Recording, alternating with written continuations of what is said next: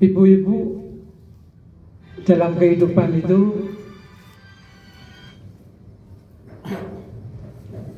ada dua ilmu. Pertama, ilmu kehidupan, berbagai macam kita pelajari agar supaya eksis dalam kehidupan ini. Yang kedua adalah ilmu setelah kehidupan, belajar ilmu kematian.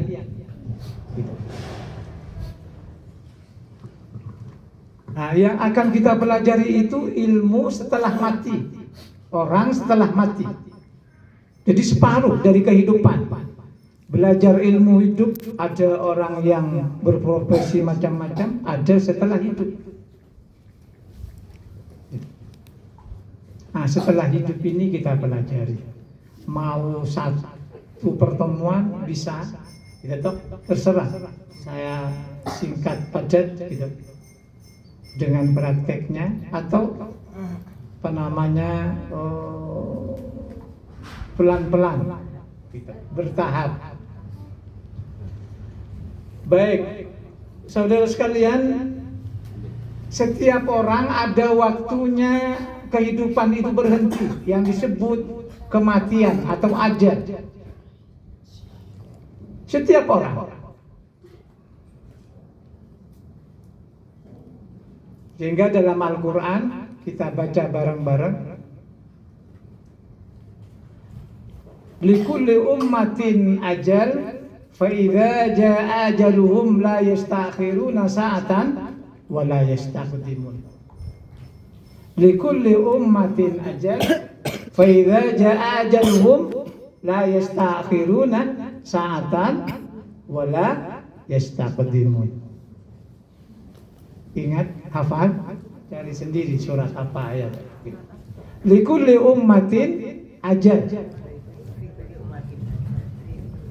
Setiap umat itu ada masa waktunya kehidupan, dia mati.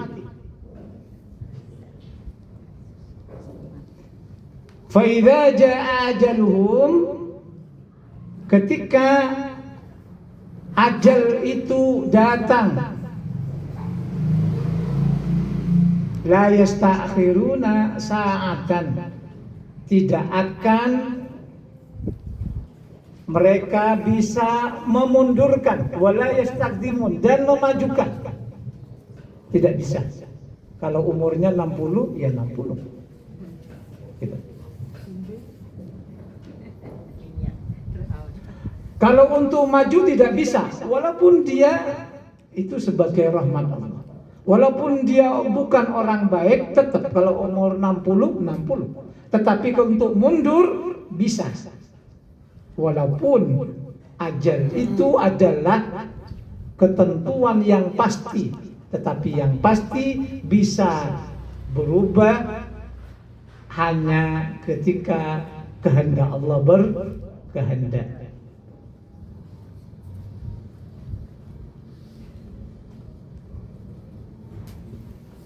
Apa yang bisa memundurkan kematian itu? Yaitu silaturahim.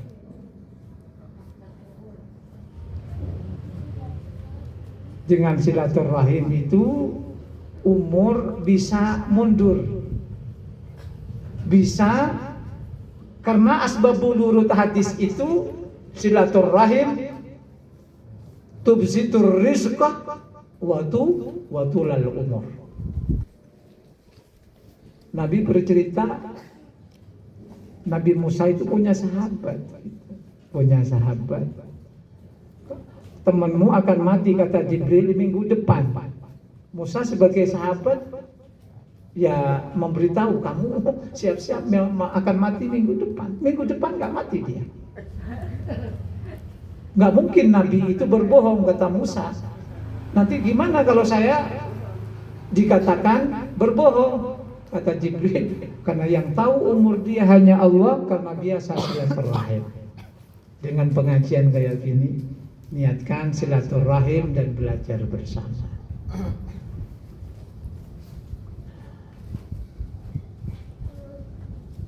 Lalu kematian datang. Apa yang harus Anda atau kita lakukan? Kalau kita mendengar kabar kematian tetangga dan sebagainya dalam jarak yang dekat.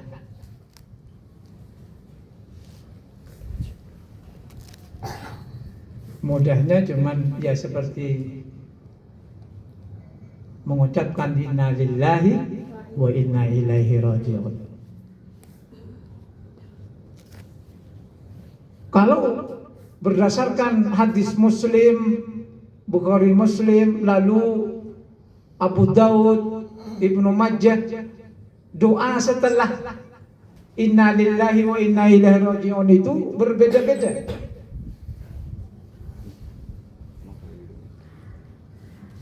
Kalau mendengar ada lelayu kematian dalam jarak yang dekat,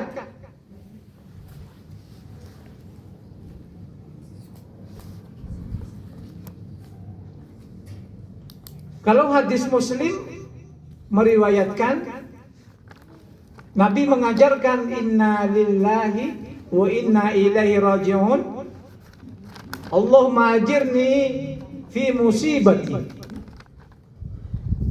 Inna lillahi wa inna ilaihi raji'un, Allahumma ajirni fi musibati. Allahumma ajirni fi musibati wa akhluf li khairan minha. Ini yang karena doanya. Kalau seandainya, tetapi yang sama inna lillahi wa inna ilaihi raji'un. Lalu doanya Allahumma ajirni fi musibati. Ya Allah, lindungi kami dalam gitu, mengenai atau tentang musibah-musibah kami. Wa akhluf li khairan minha, dan gantilah musibah itu dengan kebaikan. Allahumma ajirni fi musibati wa akhluf li khairan minha.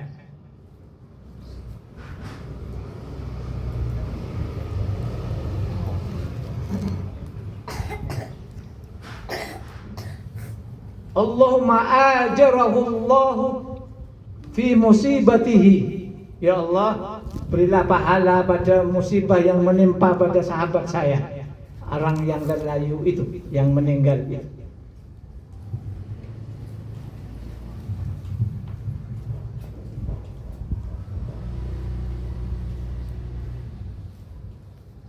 Wa akhluf lahu khairan minha. Itu doanya setelah inna lillahi wa inna ilaihi raji'un. Allahumma ajirni fi musibati wa akhluf li khairan minha. Allahumma ajrahu fi musibatihi wa akhluf lahu khairan minha. Hafal dia.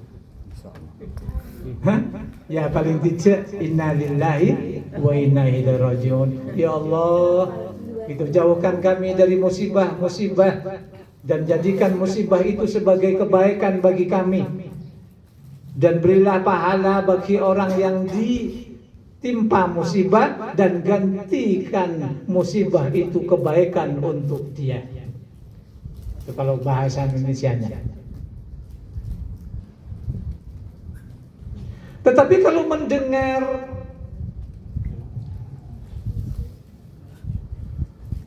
lelayu yang selalu membuat masalah, ketika Nabi dikasih kabar meninggalnya Abu Jahal, meninggalnya Abu Lahab, apa doa Nabi? Bukan bilang inna lillahi wa inna ilaihi raji'un. Alhamdulillahilladzi nasara abdahu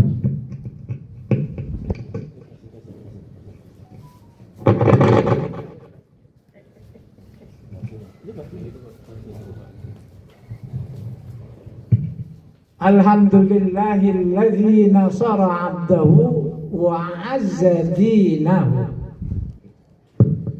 Alhamdulillah. Monggo bareng-bareng biar hafal yang ringan-ringan. Alhamdulillahilladzi nasara abdahu wa azza dinahu. Alhamdulillahilladzi nasara abdahu wa azza dinahu. Alhamdulillahilladzi nasara abdahu wa azza dinahu. Segala puji bagi Allah yang menolong hambanya dan memuliakan agamanya. Jadi karena ini perusak agama, perusak kehidupan dalam kehidupan beragama. Jadi kalau ada yang wafat dan ya samalah dengan Abu Jahal, Abu Lahab, unda-undi lah gitu, mungkin ya bilang jangan bilang innalillah. Alhamdulillahilladzi nasara 'abdahu wa azza dinahu. Lalu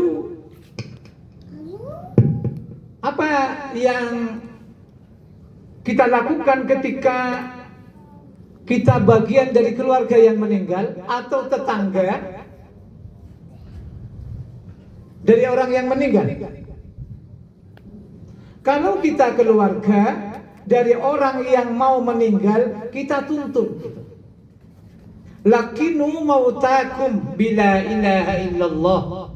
Talkinkan. Talkin itu mengenalkan pada Allah agar supaya dia dikenal pada akhir hayatnya bilang la ilaha illallah. Dituntut. Kita tidak tahu amal. Kadang-kadang kita berbuat baik, matinya buruk. Kadang-kadang perilakunya jelek, tetapi akhir hayatnya bagus. Karena Allah itu, karena semua, karena rahmat Allah. Kita tidak tahu. Banyak riwayat kayak gitu itu. Banyak riwayat.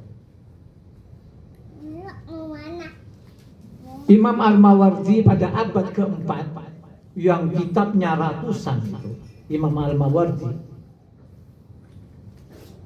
Di antaranya kitabnya itu ada Al-Ahkam As-Sultaniyah, ada Dunya Waddin. Apa kata beliau itu? Kata beliau, kalau saya wafat dan kitab di dada saya dalam keadaan terbuka, berarti amal saya tidak diterima oleh Allah. Kalau saya meninggal dan kitab yang di dada saya tutup, berarti amal saya diterima oleh Allah. Jadi padahal dia ulama besar, termasuk tabi'in, tetapi kita nggak tahu.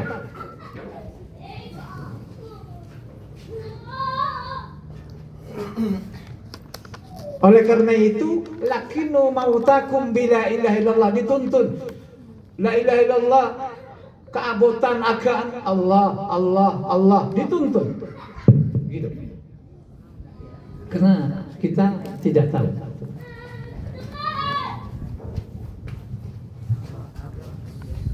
Jadi agar supaya di akhir hayatnya itu berakhir dengan la ilaha illallah Muhammadur Rasulullah atau Allah. Takut ketika la ilaha illallah lalu sampai la ilaha mati. Walaupun tidak pernah sholat, kita tidak. Karena apa namanya? Yang penting ada iman dalam diri kita. Semua orang Jawa itu beriman. Artinya percaya adanya Allah, pernahlah bilang la ilaha illallah. Masalah sholat atau tidak itu urusan lain. Tetapi ada iman.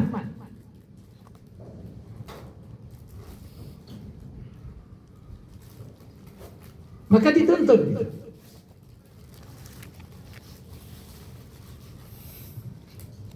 Dan kalau pemisah upacara, ketika upacara pemberangkatan niku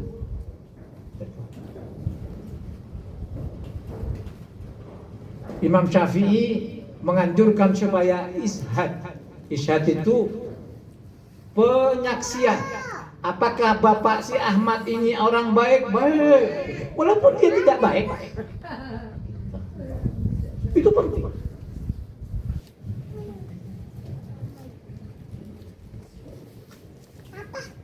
Ishad. Di samping karena apa? Karena kita itu akan dinilai baik, tidak hanya perbuatan, tidak cukup perbuatan kita itu. Kalau bukan rahmat Allah. Rahmat Allah itu bisa karena di antaranya adalah kita tuntun yang disebut talqin, menalkinkan sebelum di akhir-akhir hayatnya itu dengan la ilaha illallah, dan setelah itu isyhad. Isyhad itu penting. Penyaksian bahwa si bapak ini baik.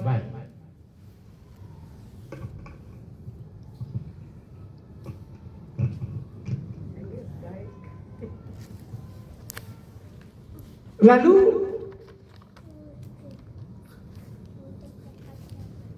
berikutnya adalah bagaimana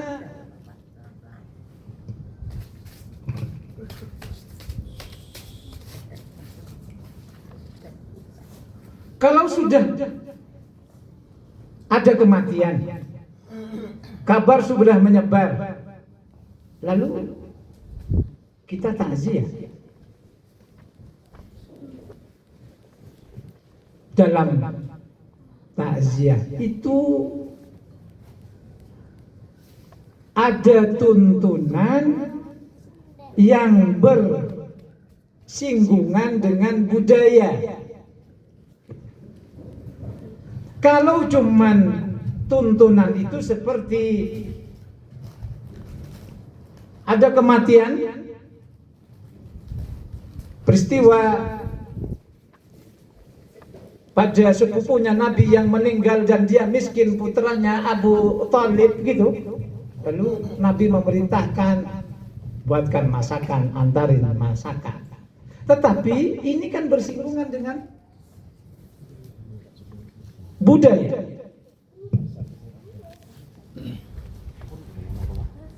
Kalau di Mesir, di Irak, saya pernah sana.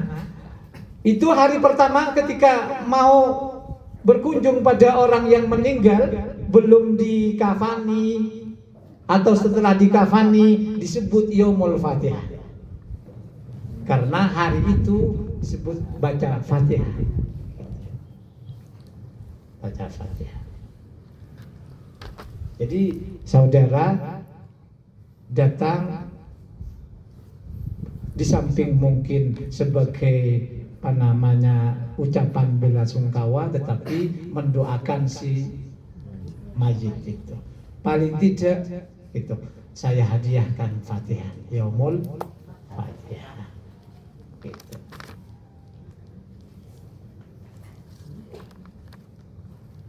Lalu bagaimana proses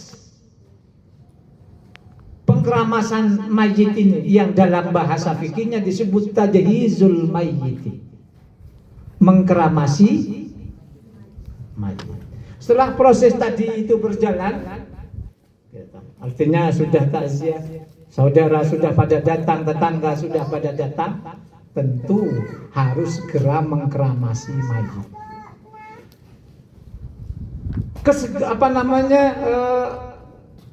Sesuatu yang bersegera itu adalah minasyaitan illa khamsah, kata Nabi. Kesegera-geraan itu dari syaitan kecuali 5 Di antara salah satunya adalah segera menguburkan mayit. Jadi kalau tidak ada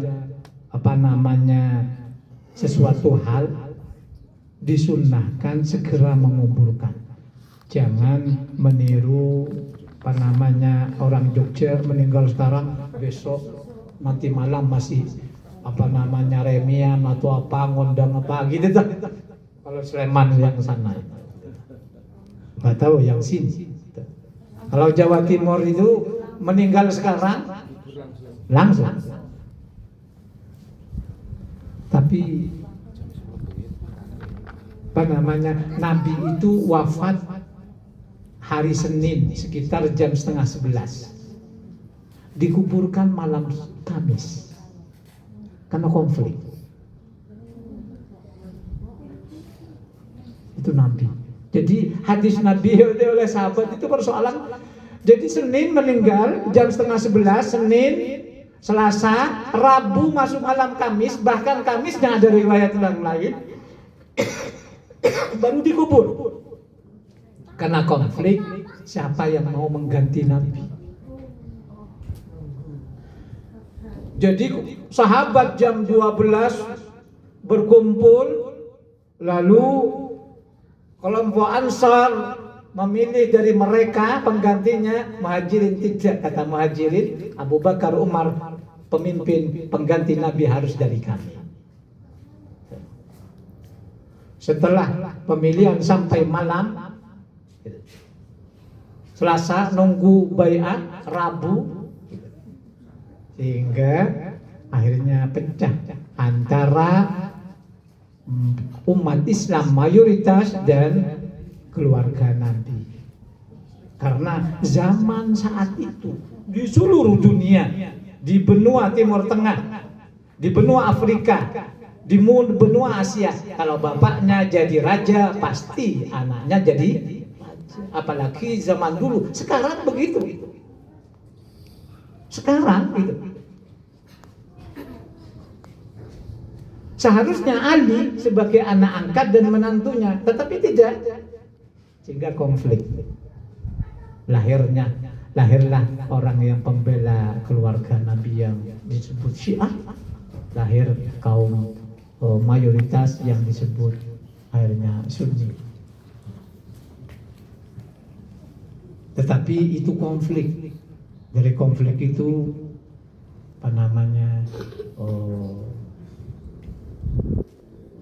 sesuatu yang konflik dalam filosofi Jawa harus disingkirkan. Jadi kalau masyarakat Jawa itu harus menghindari konflik. Jadi usahakan meninggal ya sudah, makanan segera dikuburkan.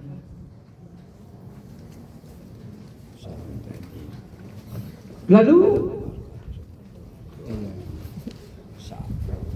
pengkeramasan mayit itu atau tadhizul mayit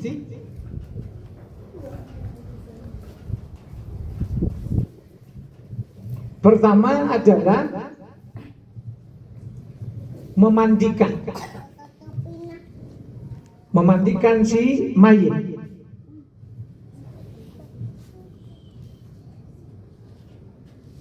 Dan kalau bisa walaupun di rumah sakit harus dibawa pulang dimandikan sendiri, karena mungkin yang perawat atau apa yang di rumah sakit kan cuma gitu kan gitu.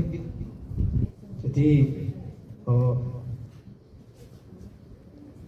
ya kelihatan dimandikan, diadusi, tapi kelihatan saja gitu. Jadi dibawa pulang mawon gitu. Setelah dibawa pulang, lalu persiapkan untuk tempat pemandiannya itu. Sekarang banyak macamnya, ragamnya gitu tuh. Mau tempat di mana? Lalu dalam memandikan niku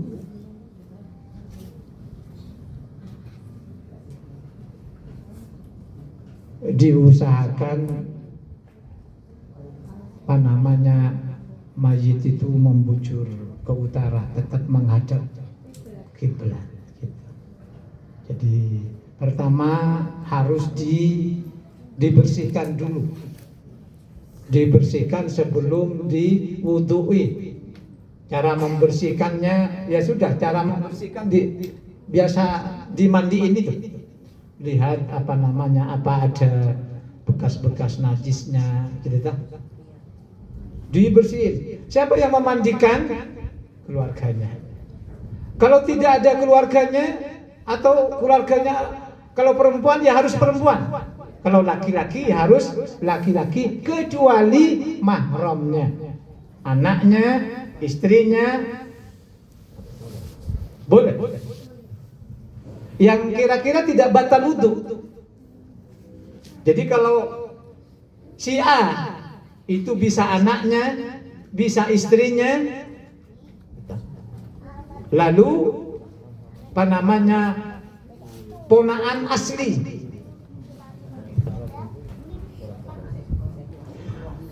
Setelah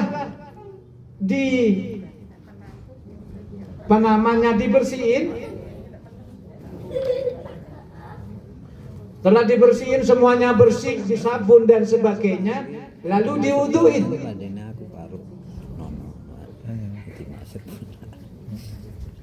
Diwuduinnya itu nawaitul wudu'ah lihadzal mayyiti. Jadi cuman tambahannya lihadzal mayyiti liraf'il hadasil asghari fardhan lillahi ta'ala. Saya niat mewudukan, saya niat mewudukan mayit ini untuk menghilangkan hadas kecil, wajib karena Allah. Jadi wajahnya dibasuh atau disiram, lalu tangannya itu sampai merfat siku ini yang kiri, lalu kepalanya ya seperti orang berwudu, diwuduin. Setelah diwuduin lalu dimandiin bisa, gitu. Dipadusi. Nawaitul ghusla li hadzal mayyiti li raf'il hadasil akbari fardhan lillahi ta'ala. Saya niat mengadusi, memandikan mayat ini untuk menghilangkan hadas besar, wajib karena Allah. Siram bagian kanan dulu. Kalau bisa, kalau mengikuti tuntunan Nabi yang oleh Syafi'i dan Syafi'iyah, itu dari yang kanan, disiram dari yang kanan 9 kali, tidak lebih tidak kurang. Usahakan 9 kali siraman. Setelah mau dipadusi, setelah bersih dan sebagainya itu, setelah bersih, setelah wudu, bukan langsung koyok memandikan di rumah sakit yang penting disiram gini. Itu sunnahnya.